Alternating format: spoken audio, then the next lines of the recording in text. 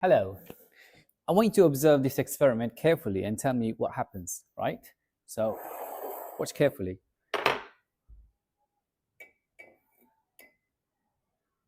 Ooh, massive spark.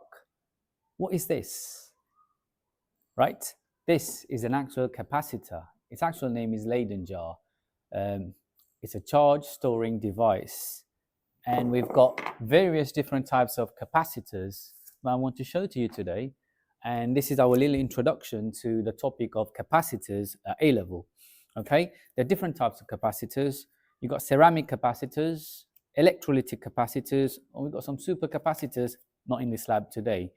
What does a capacitor do? A capacitor can store charge. Like in your microwave, you've got it in flash photography when you want a big discharge, right, in a very short time. Or at A level, it's also used to smooth a AC circuit and turn that into a DC. Where C stands for capacitance, measured in farads.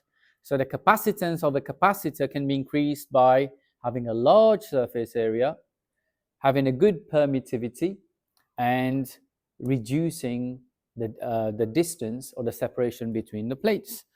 So in the next video, I'm going to open one of these up and to show to you what's inside it. And this is what I was referring to as the Swiss roll example. So can you see how they're connected? Oh dear. So one being connected to one other terminal, right? Here's your other metal. Can you see the other metal hidden in here? And in between, you've got your dielectric.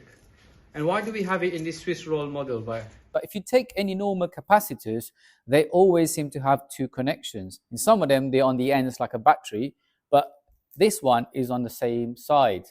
So these electrolytic capacitors, unlike the ceramic capacitors, they have to be connected in the correct way around.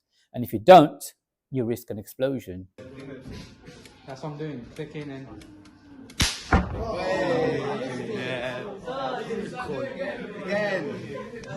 So how do you identify the positive to the negative?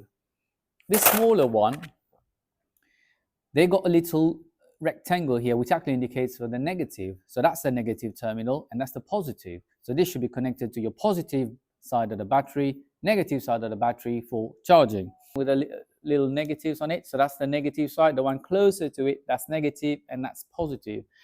It's also very, very important for you to read the manufacturer's recommended voltage use. So in here it says, it tells you the value, 470 microfarads, and this is 16 volts. So in order to work safely, we do not exceed the recommended amount. Okay, so capacitors basically are two plates. And what does the symbol look like? Similar to a battery, but they're both the same length, right? They're both the same length. So these are the two plates.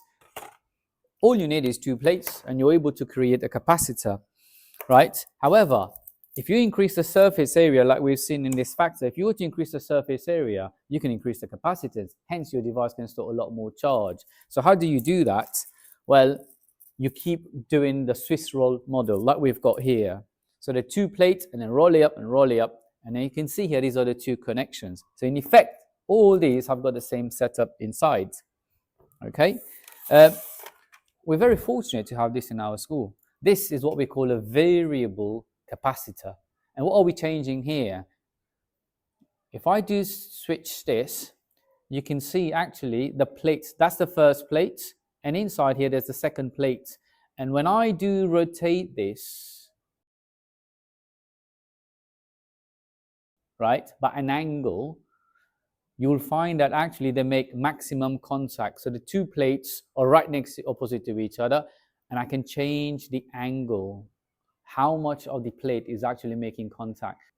Right, so let's come back to this little practical here.